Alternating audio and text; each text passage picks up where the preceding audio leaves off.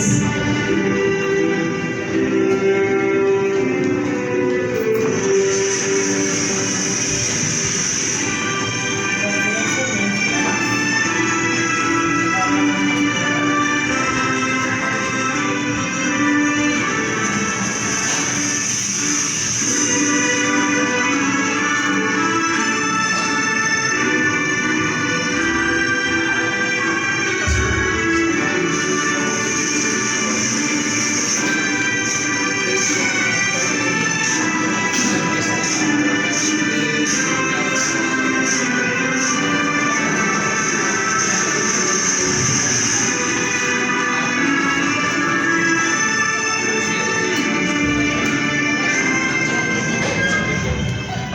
Manatili lamang tayong makatayo at tayo ay awit ng pambansang awitan. Ang lupang himpilan. Ilagay po natin ang ating kanang kamay sa ating bibig. Bayan, pambansang awit ng Pilipinas.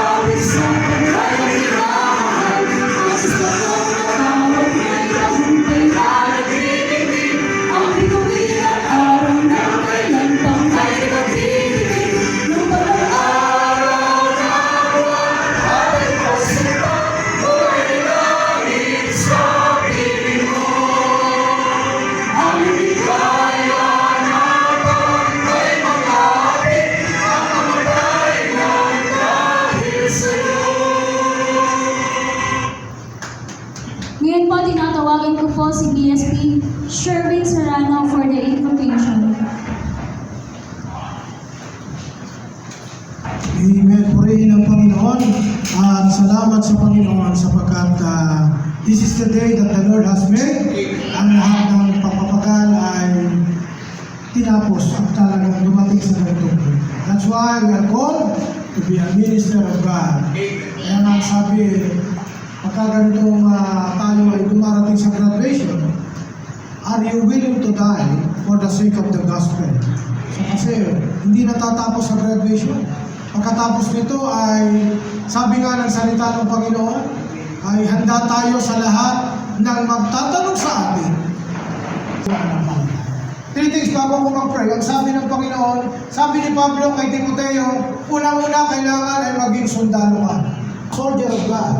Handa sa pangangaral. Ready for battle. Hindi sa tao, kung hindi sa mga espiritu ang gawa. Pangalawa, kailangan tayo ay maging athlete. After this graduation, nagsasanay. Tapos na yung pagsasanay. This is the time para po sa pag-apply ng ating pananampalataya. And third is ay maging farmer. Matyaga na lahat ng natutunan natin sa paaralan ng School of Ministry and Missionary. Amen? That's why we have to go nation, doing the will of the Father. Tayo pong dalangin. We thank you, Lord, for these important things that's happening in the life of the graduate today, Lord. And I believe, oh God, you said in your word, many are called, but few are chosen. Ang lahat ng mga narito ay mga pinili mo, Panginoon, upang to do the mandate, the mission order. The mission is very clear. Yes. Go and make disciples of all nations. The Great Commission, O Lord, na ipinatong mo sa aming balita. I should be a soul winner, an overcomer, more than conqueror, more to love the soul. That is the reason why we are here right now in this graduation. To be a soul winner, to be an ambassador of Christ in this last day. Thank you, Father. Ilagay mo po sa aming puso ang aming mga pangako na kami ay maglilingkod ng tapat. Kami itatalaga namin ang aming buhay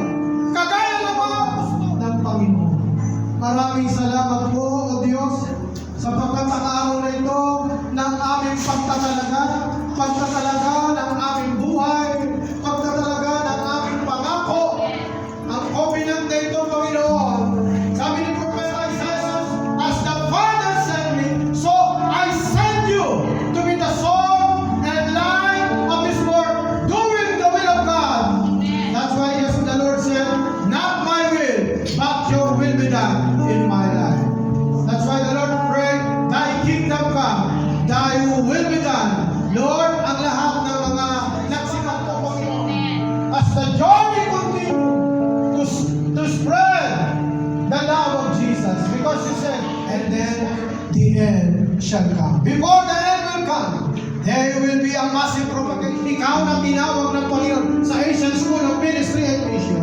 Hallelujah.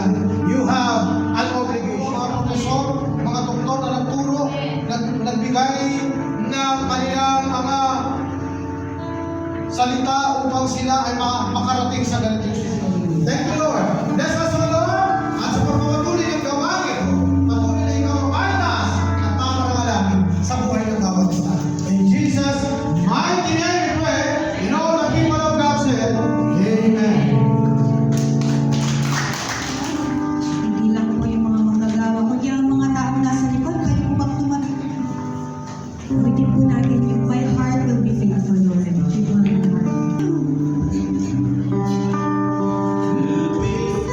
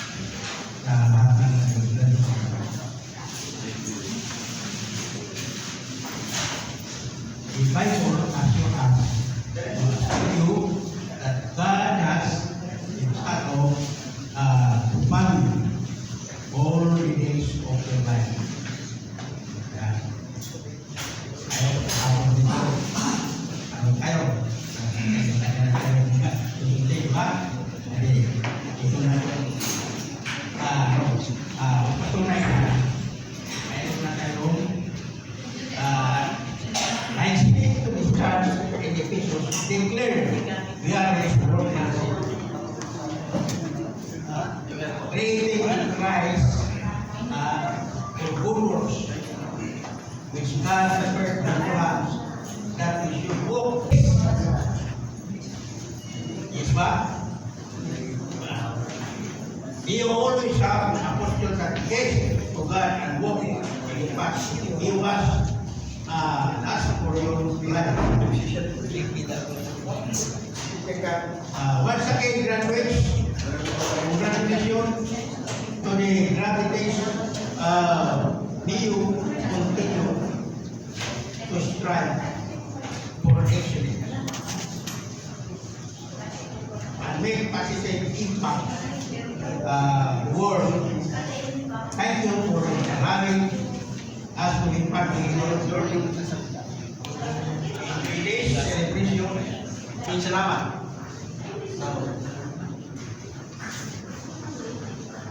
Okay.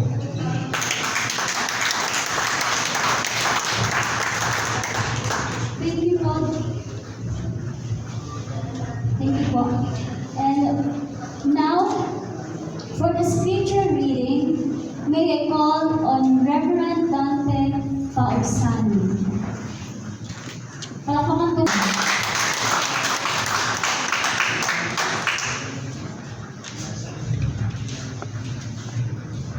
Scripture reading, Matthew chapter 4, verse 19.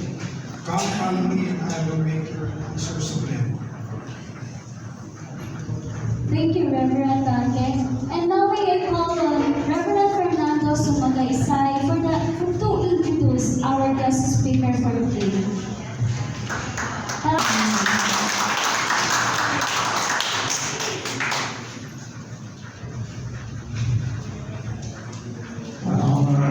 Here tonight is a honor of our member here, our Reverend from the country.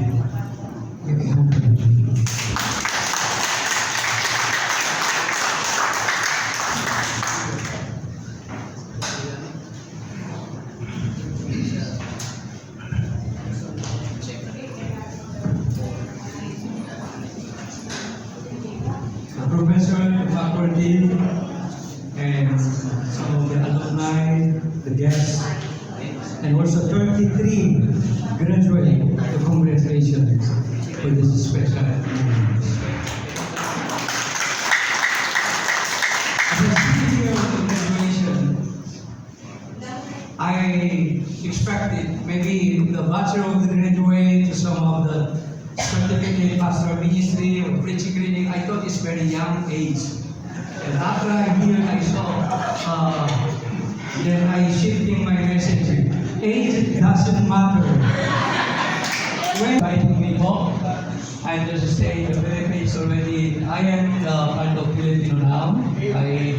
I stay longer. I was the pastoring now before the several places. But now I am handling the church as a pastors. At the same time, I'm handling of the Bible College. I was the creating of the several ministry. And nowadays, the Philippines. Now I am staying in my college and concentrate as a professor for our institutions. And I'd like to thank God that Asia, the School of Ministry and Missiology, it is a great privilege for me to be a part of your ministry. As we graduate, that I always remember these ones. Whenever you committed your life from all your possession, your career, and every part of your life, when you commit your life to be a servant of God, and we always remember the extraordinary. We remember that very common, that God gonna use me a great servant of God. I always remember here in the Bible, so come and follow me, and I will make a fisher of the men. And this word, come and follow, that's the first part in our life. When you suddenly, when you decided to follow the Lord, and you're willing to follow and obey the message of God, that no longer you are alone in your life. There is always the protection of God. There's always the provision of God. There's always guidance of God. The last of your life, you will always feel the presence of our God. If you see the Bible, the first thing, this is Mark chapter 4:19, describing come and follow. It connecting the book of the Acts chapter 1, verse giving us here that the Lord said to the people that wait for me to give my Father promise. And God is coming to the people of the Father's the power. I will produce everything. Then you can go and preach the gospel.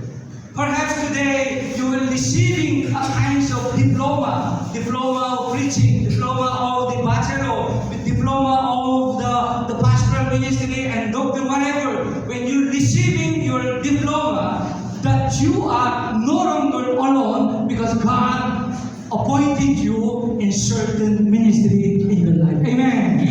That's why we remember the first thing all the graduates I would like to say, please don't forget holding the promise of God. And sabi niya the Bible, what the Bible say, I will make you the fishers of men, that you need to hold the promise of God. God said, wait for me, then I will produce a lot of this. In the ministry that we always remember, from now on, and you become already have a title, then you need to go and preach the gospel. You need to share the good news of Christ. You need to show that in your life, the Jesus and the power of God work in your life. You have to show it. The first thing, holding the promise of God. Believing. God promised to Abraham. God commanded to Abraham. And Abraham should be trusting God, and he should obey to God, and she should follow and serving God, the three things that he and God promised Abraham, I will protect you, I will provide you, I will be guiding you. That's the loyalty covenant. When you holding the promise of God, and the last of your life is no longer a problem. There's sometimes we have a problem, sometimes we have a challenges, sometimes we have a difficulty, but remember, when you're holding the promises, all our situation in life, no longer a problem, because God will make it. Amen. That's why I put the title of the message connecting the theme, that turning the ordinary into the extraordinary. And you are now, once you have a degree, you are no longer ordinary. You are extraordinary. And you are keeping the holding the promise of God. Wherever you go and do, and these promises will be yours. The power of God will work upon you. And when you're raising hand, the Lord, the Holy Spirit work upon you. When you preach the gospel, the conviction spirit will be touching the heart of the people. Become a Christian because you dedicate your life. Amen. Amen. That's why we promise to keeping the holding the promise of God.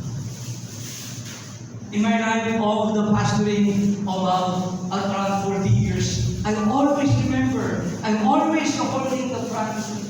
Whenever the problem encounter, whenever the difficulty in my life, whenever there's a challenges, I always remember the holding the promise. And I always say, I am not alone. Whenever we have a problem, I say, I am not alone. I am not alone. I am the steward of God. I am the servant of God. And Jesus, our Lord God, it is the owner and author, and He is holding my life. If I will follow Him, He will make way all the way. I remember before when we starting about when I God is calling you must to serving God as a missionary. And I say the Lord, I ask the Lord, I don't want to be a missionary. I just want to hold pastoring. I want to just pastoring one church. And even I do not know what is the missiology, and I have no any idea. You know, the Lord asked me two things. Are you willing to obey me? That was the very thing. Are you willing to obey me? I say yes. No matter what happened, if you ask me, Lord, I will follow 100%. Exactly when I conform to the Lord, I will follow. He gave me one verses. 1 Samuel chapter 17, verse 27. The message was given to me. Go, the Lord be with you. Amen. Amen. It was a very clear. Go, the Lord be with you. No matter what happening, no matter how difficult, no matter how financially struggling, go. When you go, the Lord be with you. Amen. It is not, the first, when I become a missionary, I just traveled in a different country. Then when I came in, all my situation of finances was really problem. And I talked to my parents, I'm sorry, I want to be a missionary. And they say, no, they declined. My church pastor told me that, no, my member, I was handling the church. All my member, everyone did not want it. And I say, I'm so sorry, I have to go because the Lord called me as a missionary. I have to resign my church. I have to resign everything. I have to leave everything. All the finances, the benefit from my parents, my church, everyone stopped it. So when I first launched in the Philippines and starting the ministry, it seems like I don't have a money to survive. And I say that myself, anyway, I have a ticket to going back to my church, Korea. And I say, okay, after 3 months probably I will go back to Korea. But after 3 months, I have a little money that I cannot go. I want to consume all the money so that I can go to Korea because I didn't want to do missionary. I want to be a pastor in my church in Korea. And after another 3 months passed away, I still remain 1,000 pesos of money. So I cannot go. I want to spend. I want to stay 1 year, 2 years, maybe 3 years. It's okay, go back. I've already reached 34 years of staying in the Philippines. From the difficult situation, financial problem, struggling, the culture, everything, especially finances, from the nothing. I remember one of our projects in Montalban, when we counted around 10 years ago, we spending 50 million pesos. So, God is really. And the only thing that I can tell to all the students, the graduates, remember, when you're holding the promise of God, the Lord will never abandon you when you commit your 100% of your life. That's why the Bible says in Psalm chapter 119, 18, open my eyes that I may see the wonderful thing from you. We need to open our eyes. We need to open our mind to see God will never abandon you. He will stay you from now on. When you preach the gospel, remember the Holy Spirit with you. When you're going to do something for the glory of God, remember protection, guidance, power be with you. Because why? He is the one appointed you. He is the one who called you for these kinds of things. That's why the first, remember, holding the promise.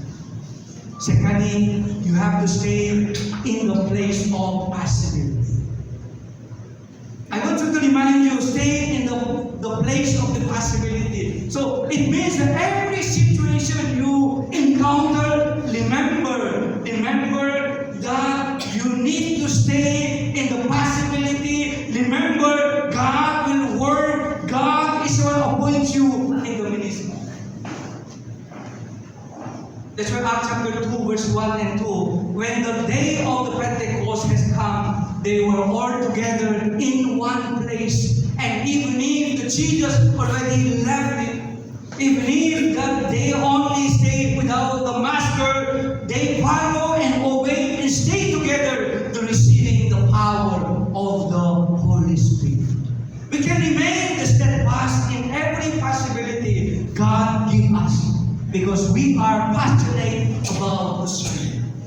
When you decide to be a pastor, when you decide to be a evangelist, when you decide to serving to the Lord, and you must have a passion I remember in our school. And after we set up all the school, we applied the check permit. When we apply the government permit, there are a lot of the document. We prepare, we compile all the document, we submit it. But before the inspection, whenever you submit everything, the check will come to inspection. They will check the manpower, the system, they will check the library system, they will check the facility, everything. We prepare everything except one of the problems. We prepare the books of the library, then according to the check, it will send the message, you must prepare 5,000 books of the theological books. When we go to the library counting, we have only 1,000 pieces of the books. And according to them, that they will not accept, they will not approve the permit of the church as a college of the seminary. And we seems like we have no problem. We only have 1 week to finish. And we try to talk to the people. Yes, student, faculty, professor, president, let us pray. The Lord God will bring us another book. Though we have only 1,000, kulang. But we try to ask some of the friends, the pastor in passing. So it seems like one of the faculty told me, Pastor, postpone. And I say, no, postpone, because this is the day the Lord will make a way. And they ask me, how? You know, when you become a top leader, they're always looking for you. How? And I say, no, I do not know. But let us stay in the possibility with passion. The Lord will make a way. And I try to send the message to some of the friends. Please donate your book or borrow just 1 week for to pass the inspection. There's one pastor, I could not remember, I'm still searching from the Marikina. One pastor called us. Pastor, send your stuff and bring the books. I get the books from my books. We just appreciate it. Yes, Pastor, we thank you so much. And one of our workers bring the tricycle, you know, the tricycle, to bring the books. And after that, he arrived in Marikina and told me, Pastor, not the tricycle, please send the car. It comes to 10,000 books. I was amazed. How could 10,000 books? How one pastor have a 10,000 books? Puro theological books. And this is a miracle. And he said, yeah, I have a friend in America, Bible school professor. And the American Bible Seminary donated this book to the Philippines to use in the seminary. And he said, I have no seminary. That's why I receive it. I just stuck in the house, look it up. I don't need it. And that's the moment the Lord called you and then get the books. Imagine. Before we prepare this one, the Lord already knew you. The Lord already prepared it. Work it out and passionate about the serving. When you are go and serving, when you are doing the ministry, guidance, your finances is no longer the problem. The problem is our commitment to the Lord. That's why, brothers and sisters, let us remember the Lord will really work. In my life, pastoring life, I just handle the churches. Sometimes it's not easy to gather the people. Sometimes when we share the gospel, people just have interest. Whenever we share the gospel to the people, they say, yes, but yes is just mine, but that is not real. But you know, when you say the possibility, when you say perseverance, little by little, the church will grow in other members. Because why? God will be working in your life. Whenever we are working in our life, we need to say, from now on, before the graduation, maybe I do not know you, but after graduation of this school, and when you work it out, when you speak it to the word of God, it's a different. Because why? You are already appointed in the position of God. That's why Joshua chapter 1 verse 6 said, whatever you have commanded us, we will do, and wherever you send us, So we prepare all the books. So after we receiving 10,000 books, we arrange everything, of everything. Then we call to the church. Okay, we are ready already. We prepared everything. Please come inspection to approve the permit. And then after we prepare everything, book everything arranging, the inspection of the church. Okay, good that you prepare all the books. Yes, sir. We prepared everything. And one question, last question. So, your library tomorrow, when we inspect it, let your librarian explain everything, what is about the book. And I announce it. What is a librarian? We have a many staff, workers. But we need to license, government license librarian need to answer the question, not the staff. I don't have a librarian. That tomorrow they will come to school. And they say, "Why, sir, we don't have a librarian. We have a many staff, but not the license of the government, license of librarian." No, cannot. Tomorrow is the inspection day, cannot be done. And we have a meeting of the whole staff saying, "Wow, we did not, because we did not know that need the librarian, license librarian." So I said, "Okay, let's go and sleep. Don't think about sleep. And if they will not permit, maybe the Lord God does not want us to have a permit. Go home and sleep." I told them, because no choice. It's hopeless. But you know, I have a faith. Many of them, Pastor, that's impossible. But we not need the most important, stay in the possibility. Whatever situation, circumstance, Satan or Jablo or anything's problem, negative, but for you, need to stay in the possibility of pananampalataya. Amen. Everybody was not believe, but I believe. I let him go. And I remember very story. Do you think our permit is approved? Yes, approved. Why? After 5 o'clock, when our people go home, the staff, one of the staff, two staff, they go home with a riding passenger jeep. They sit down in the passenger jeep, they are talking. Tomorrow, our permit has been possible because no librarian. They are talking about, and the person, no impossible, Pastor Lee, they are talking, di ba the chief we sit together, another sit no? In front of one, the lady was a president. "Excuse me, sir, are you looking for librarian?" "Yes." "What do you need? What's the problem?" "I am the librarian." She was a librarian in Cavite. I think she has something problem. She stopped to work and stayed. He transferred nearby the school. And she said, "I am the licensed librarian. I have no work now. Can I help you?" They stopped the jeep. They go back to school. They called all the staff, and she went up. And the following day, the inspection from the church arrived, and that we have a librarian license. He answered everything. In the afternoon, the church, the commissioner, the director, shake my head. "Congratulations, you already passed it." Brother, sister, what we will see is, we will not see our ordinary people always see our ability. Ordinary people always see our status. But the Lord God always open our eyes. When you believe, keep on persevering, sending soul, then you will see tremendous work of God.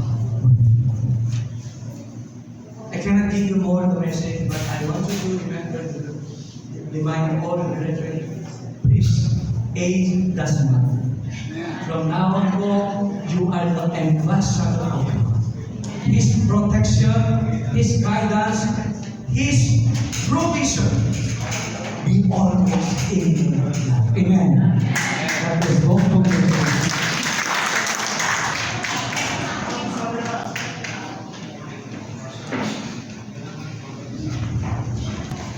Thank you, Reverend John, for the word of God. Maging palakpakan natin ng Panginoon ang pastor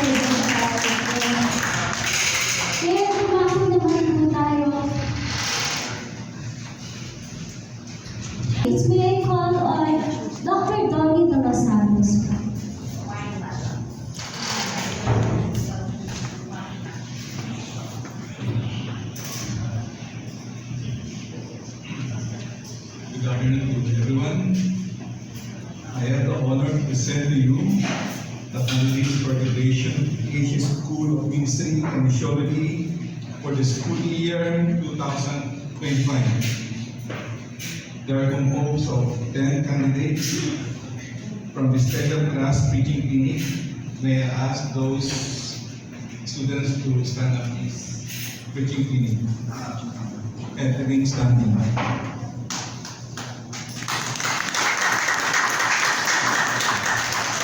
And 6 candidates from the certificate in pastoral class, those certificate students, certificate in pastoral ministry. Please stand up. Please stand up. 4 candidates from diploma in pastoral ministry. Please stand up. Diploma. And 11 candidates from the Bachelor of Theology major in Pastoral Ministry program. Please stand up. I hereby petition the office of the President of Asia School of Ministry and Missiology to certify that these candidates have satisfactorily completed all requirements prescribed by the institution and therefore recommend for graduation.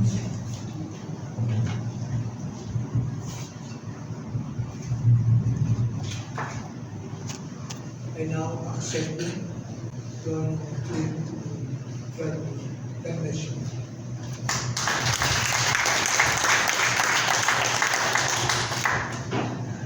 Now let's proceed for the distribution of certificate. Una yung preaching clinic. Intermission pa. Intermission.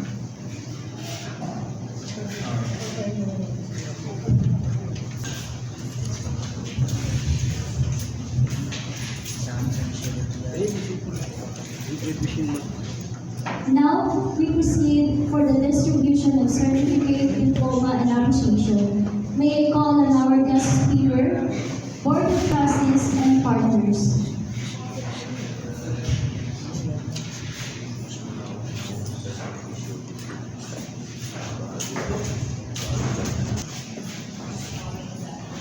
Thank you. And here, our graduates from Preaching Clinic.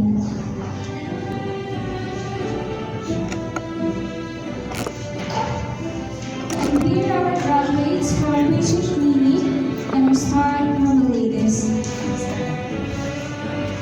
Datanggal Elena.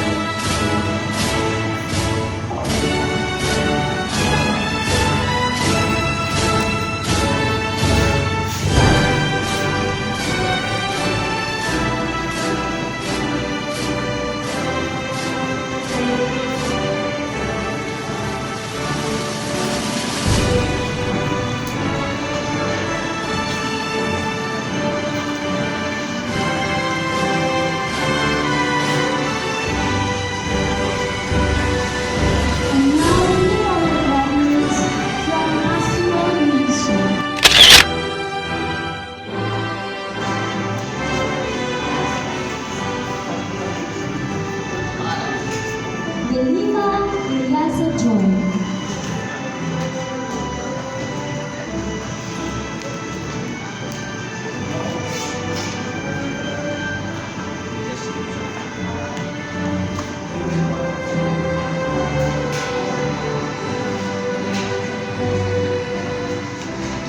Marianes Journey.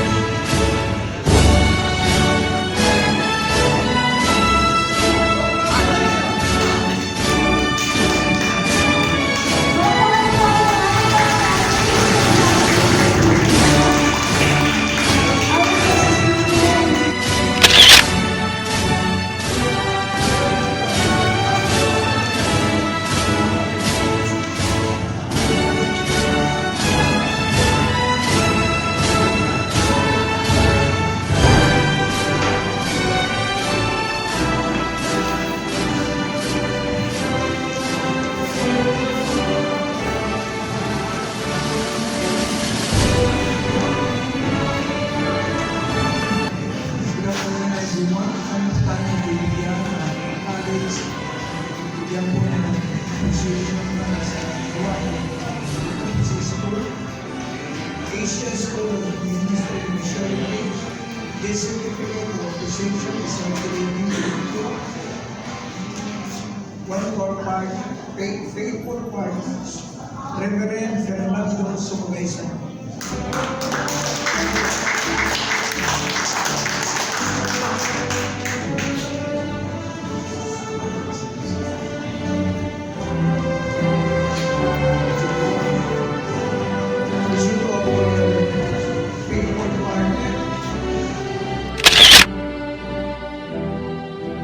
Reverend Isagani Cutanas.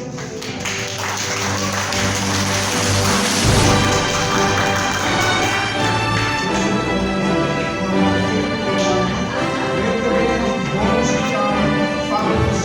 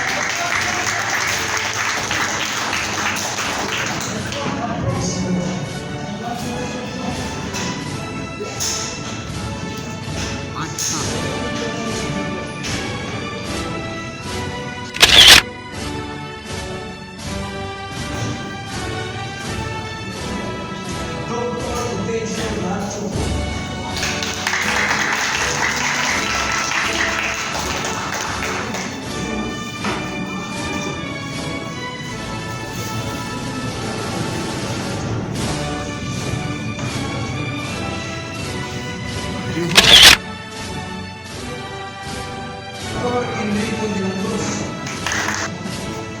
Dr. Dolly De Santos,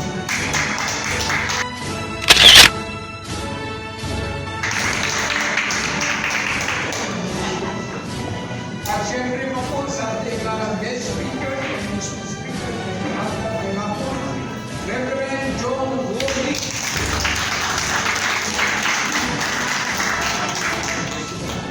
Maraming salamat po.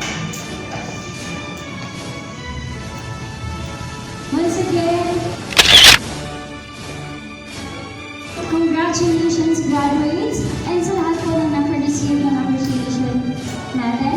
And now, let's move on response from Preaching Clinic. May I call on Sister Maribel Maneha. Palakpakan po natin ang Panginoon sa kanyang buhay.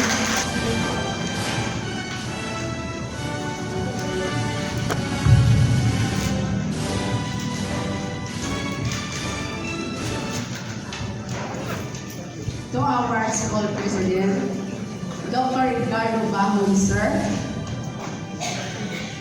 ASOM officers and partners,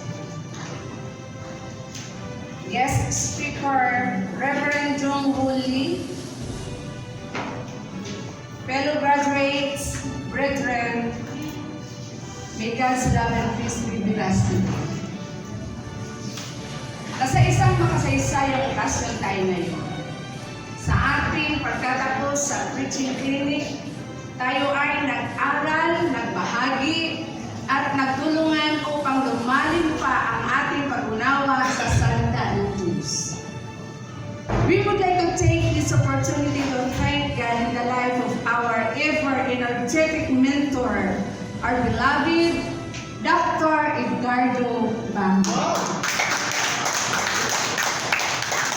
Sa kanyang walang hanggang suporta sa atin at gabay at pagtuturo, ang kanyang dedikasyon at pagmamahal sa salita ng Diyos ay naging isang inspirasyon sa ating lahat. Preaching is a great responsibility. It is a call to bring hope to those who have lost, to bring salvation to those who are lost in sin. So let us remember that our goal is not just to deliver a good message, but to deliver the message that changes lives. May God give us wisdom, love, courage to preach the gospel of our Lord Jesus Christ. The Apostle Paul wrote to Timothy. Sabi niya, ipangaral mo ang salita ng Diyos, pagsikapan mong gawin yan sa panahon man o hindi. Himukin mo at pagsabihan ang mga tao. Palakasin mo ang loob at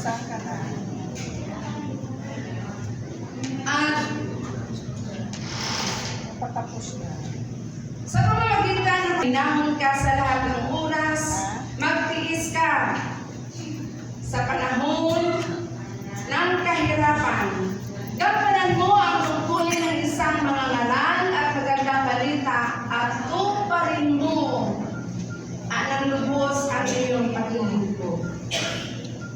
Kaya bilang mga nasipagtapos, tayo ay tinatawag na ipangaral ang salita ng Diyos, ituro ang mga tao sa tamang landas, at pangaralan sila sa pagmamahal at pagtuturo ng ating tagapagligtas, ang ating Panginoong Hesus. Again,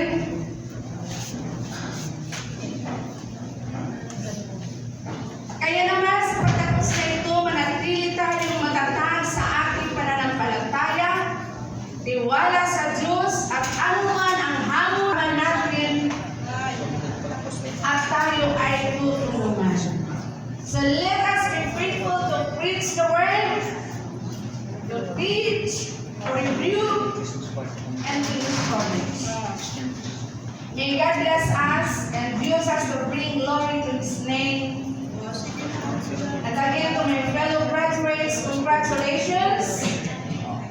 May God Dr. Edgardo Bangon, sir. May we continue to serve God and His strength. May God be with us always as we work hard together in His vineyard. Thank you. Thank you.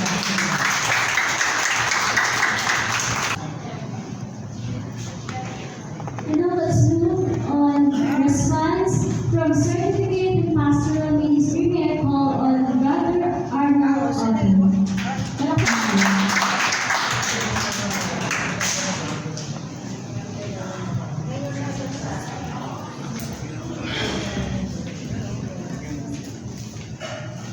Mapagpalang ako po sa ating lahat. Ako po ay nagagalak at nagpupuri sa ating Panginoon sa araw nito. Mapagpalang ako po, Dr. Ed Barron, Dr. Ronnie Del Santos, at sa bumubuo po ng Asian School of Ministry and Theology po. Magandang hapon po. Ang araw na ito ay napaka-special sa ating lahat. Personally po sa akin, hindi lang po ito patungkol sa sa graduation. Isa po ito sa patungkol sa tayo lahat po ay dito ay hiniling, tinawag sa ating mahalagang layunin. Gampanan ng pag-ibig at kaligtasan na ibinigay sa atin ng mahal na Panginoon. I-remind ko lang po yung dati kong katayuan sa simbahan ko. May tao sa amin dati na Zimbabwe. Alam niyo po yun? Zimbabwe. Noong ako po ay young people, isa po ako sa tinatawag na Zimbabwe. Grupo ng Zimbabwe. Yung Zimbabwe po, yun po yung meaning na Zimbabwe. Zimbabwe. Ganun po ako dati. Pero nung natanda ko po, nakukuha sa akin damdamin po itong verses na po. Sabi po ni Cristo sa Mateo 5:14-16 po, na tayo ang ilaw sa mundong ito, magsisilbing tanglaw sa mga tao na nakapaligid sa atin. Na hindi dapat ito itago, magsilbing liwanag sa harap ng mga tao. Upang makita ang ating mabubuting gawa at paputihan ng ating Amang nasa langit. Sabi niya po, napakaraming aanin, ngunit kakaunti ang mag-aani. Napakapalad po natin lahat na nandito. Na makakasama tayo sa pag-aani. Hilahin natin po sila sa bigit ng kapahamakan po. Natutunan ko rin po sa pastoral ministry na ang isang leader ay hindi lang ito authority, kapangyarihan, kundi sa serbisyo na may kababahang loob at pagmamahal sa ating lahat. Gaya ng pagmamahal sa ating na binigay ng Panginoong Hesus.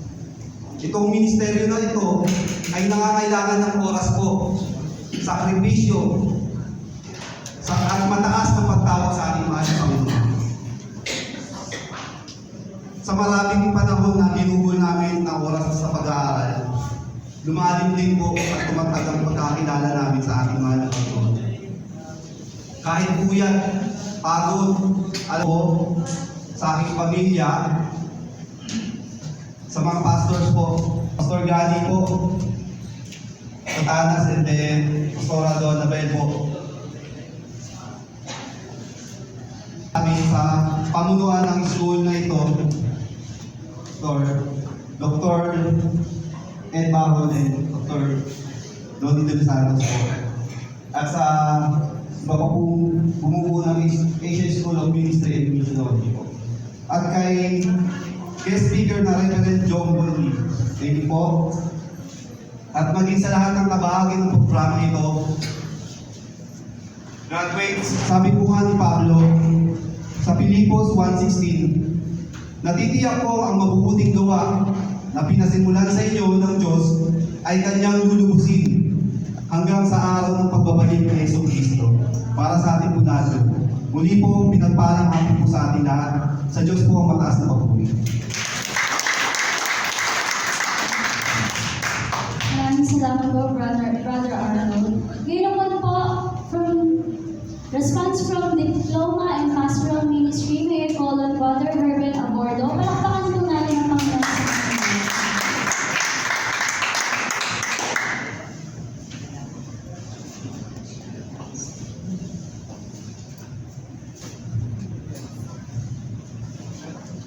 God is good. All the time. God is good. Amen.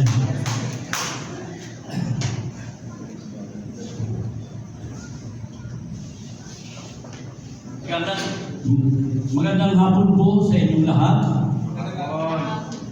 Ako po'y nagagala na tumayo dito sa inyong harapan at lubos po akong nagpapasalamat sa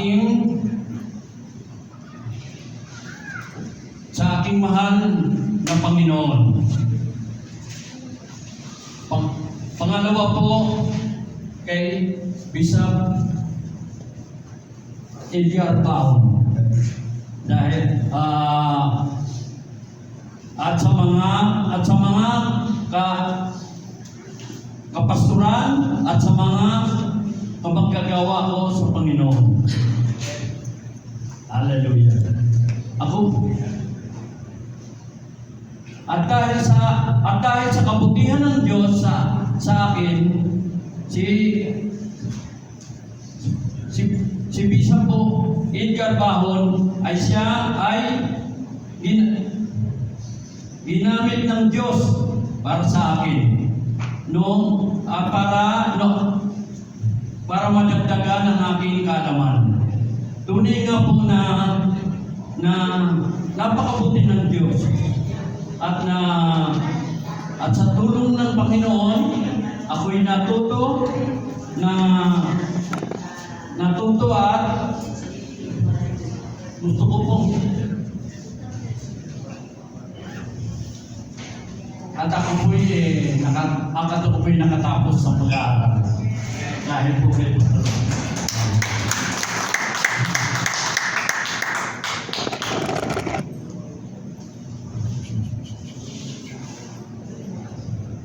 Noong una po, bago po ako mag-aral, nasabi ko po sa aking Pastor Bones po, nasabi ko po na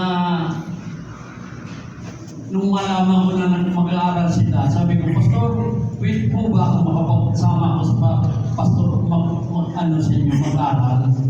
Kasi sabi ko, gusto ko po matuto, sabi ko, gusto ko po akong matuto lalo na ako yung paggawa ng sermon o ay mensahe ng Diyos.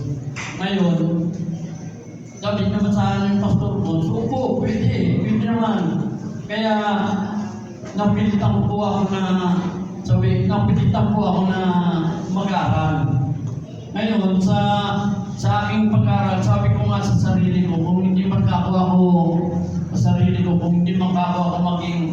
maging pastor,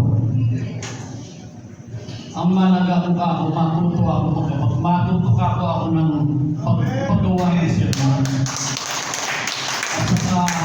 At saka sabi ko sa sarili ko, hindi man ako maging pastor, sabi ko, at isa pa, sa tao, kundi sa Diyos na naglikha ng yun po ang pinakaano ko sa isip ko nung araw nung hindi pa po ako nag-aaral. Kaya sabi ko, kung hindi man ako sa Diyos naman ako nagpaglilingkod. Kaya yun po ang naano ko nung mag-aaral ako kasi medyo may edad na. Pero sabi nga, hanggat nabubuhay tayo, gawin natin yung nararapat para sa Panginoon. Kaya ito po ako na nagpapasalamat sa mga tao na ginamit niya para sa akin sa pag-aaral, lalo na po ang Pastor Bishop Edgar Paon na dahil sa kanya ako po'y nakatapos. Maraming pong salamat sa Panginoon.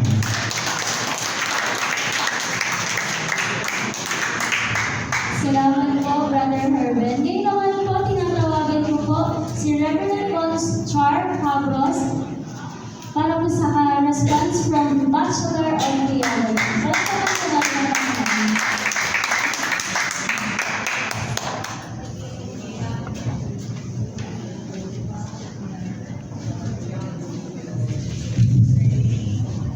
Diyos, bago po ang lahat, Maaari ba natin bigyan ng malakas na palakpak?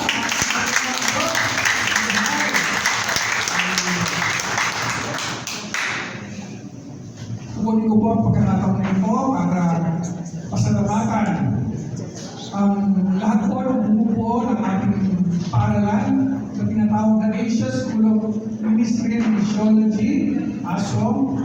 Salamat po sa inyo lahat. Maging ang ating mga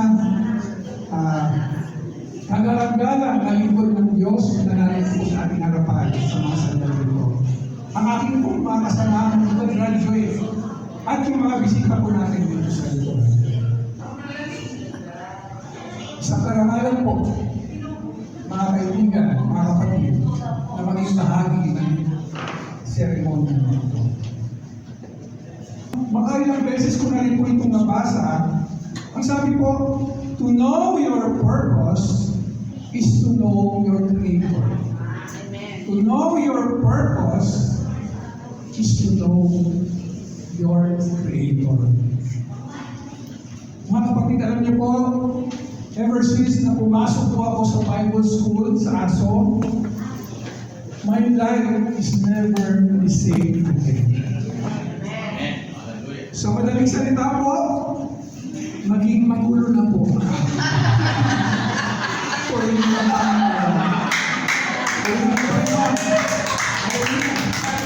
Kaya nga po yung ating speaker, Bishop, di ba nagulat po siya dahil he was expecting a younger generation of graduates. Pero tignan niyo po yung katabi niyo. Di ba disappointing niyo? No, ganito po yung sitwasyon ko. Biro niyo po, for the longest time being out of school. Siyempre, graduate na po tayo ng college.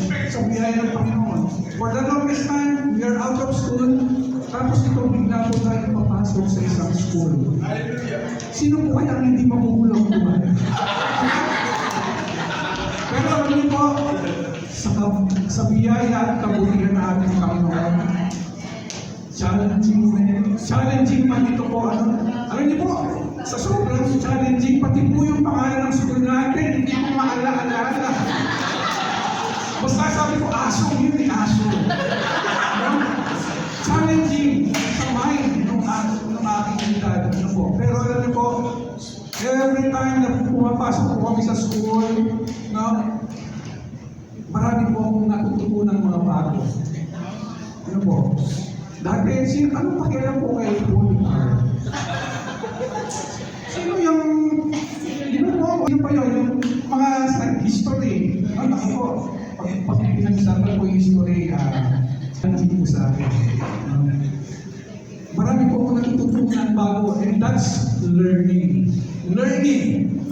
Meron din naman po pagkakataon na meron akong alam for the longest time na pagdating sa school, ay, mali pa yung alam ko. Na dapat ko pala itong bitiwan, but dapat kong kalimutan, and that's what we call unlearning. Tama po ba? At meron din naman po pagkakataon na meron akong alam dati, but over time, nawala na sa isip ko, and then pagpasok ko ng ASO, uy, na-refresh. That's what we call re-learning. Pero alam niyo po, mga kaibigan, mga kapatid, sa lahat po na ito, no? Challenging as it may seem, tayo po ay nagpapatuloy. Ang importante po tayo ay nagpapatuloy, whether it's learning, unlearning, and relearning, nandito po tayo. Bakit? Simply because we know our purpose. Amen po? We know that we are on the right track. We are on the right direction. Ano po? At sabi nga po sa, let me go po sa 2 Peter chapter 3 verse 18. Ano sabi po doon? But let us grow in the grace and in the knowledge of our Lord and Savior, Jesus Christ. He is our Creator. Kaya nga sabi kanina, to know your purpose is to know your Creator. Bakit? He is our Creator. He designed us for a purpose. Amen po ba? He was the one who designed us, created us for a purpose. At narito tayo mga kapatid, no?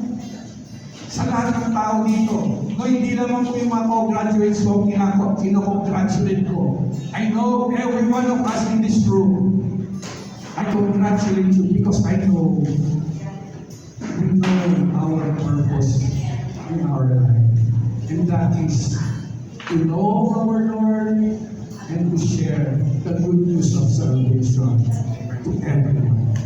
Muli po, maraming salamat po sa ating lahat at sa Diyos lang po ang pinakamataas na papuri po sa inyo. So God bless you. Po sa lahat ng inyong mga mensahe at encouragement, naway madagdag po ito sa ating babaunin pag-uwi natin. Ayan po, ngayon naman po dumako tayo sa graduation.